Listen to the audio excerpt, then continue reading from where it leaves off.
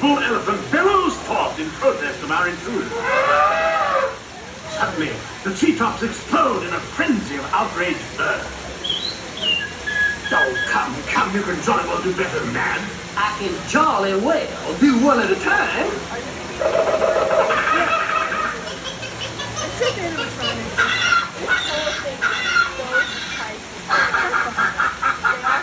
Meanwhile, shifty-eyed crocodiles lurk by the water's edge. Lurk, lurk, lurk.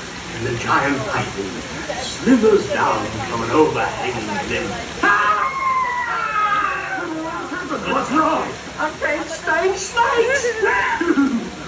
Don't be ridiculous. I'm only relating a story. Oh, all right, Clyde. Enough is enough. That wasn't me. I never even opened my beak. Huh?